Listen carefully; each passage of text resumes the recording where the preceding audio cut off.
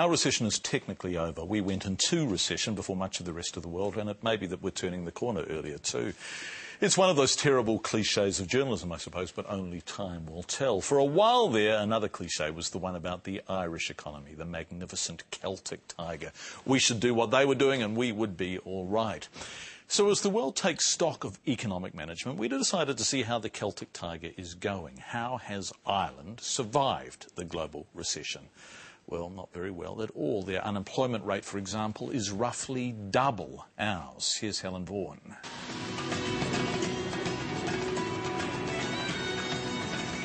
Ireland was the ultimate rags to riches story. People just felt well off, so when you feel well off you spend loads of money, you don't feel obliged to save or you don't feel obliged to control your credit card.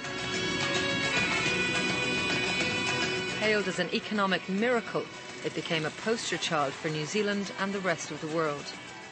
Nobody saw any point in waiting for anything. So it wasn't like, oh, well, I'll wait, because like you were saying, we can save and buy that in 2 or 3 months. It's kind of like, I'll just get a loan, it'll be grand. Between the mid-90s and 2007, Ireland went from one of Europe's poorest countries to one of the wealthiest. The growth was fuelled by low corporate taxes, access to the EU and employment almost doubled. We could just almost buy a car on the spot. Well, it was only $5,000, but I didn't have to save for it, because that was just building up in the account. The growth changed the face of Ireland. Rich for the first time, it could afford massive development. New homes, offices, hotels, infrastructure. Ireland became trendy and modern.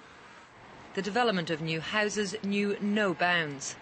At the height of the boom in 2006, Ireland was building more houses per head than anywhere else in the world. Nearly 90,000 were built in that year alone. New suburbs and entire new towns sprung up. The newfound wealth encouraged the Irish to borrow even more, and they bought up large. At the time, New Zealand politicians tried to copy what Ireland did right. The Irish argument, a great example of a way to move forward. Ireland have lifted themselves from below average OECD income levels to well into the top half of the range. Subsidies, incentives, the kind of which one will see in Ireland. This is the kitchen, which is nice and tidy. Aoife and her partner Greg are part of the young Irish generation that have only known wealth and good times. We're doing a bit of DIY at the moment. They bought their 3-bedroom duplex in West Dublin for €375,000. We drew down the mortgage 2 years later for $345,000 and slowly started paying it off bit by bit by bit. Then all of a sudden, the rug pulled out from underneath your feet, everything gone, you're left with a big mortgage. Over 10 years, property prices have increased 5-fold, but this kind of growth couldn't be sustained. Carl is an engineer. He owns 2 central Dublin properties, one to live in and one as an investment. Generally, I think most Irish people would admit that even a year ago they thought property prices would never go down. A whole country of people thinking the property prices would never go down is insane in hindsight. We now think that the Irish economy will contract something in the order of about 12 or 15%. That would make it the biggest contraction in the industrialised world since the Great Depression. Both Aoife and Greg have lost their jobs. As a crane driver, he had been earning good money, up to 140,000 Kiwi dollars a year. She was an interior designer. Like the first time you join the dole queue, it's a bit of it's an event almost, like, but yeah, I found that second-hand, hard. I found that hard because you never contemplated it ever.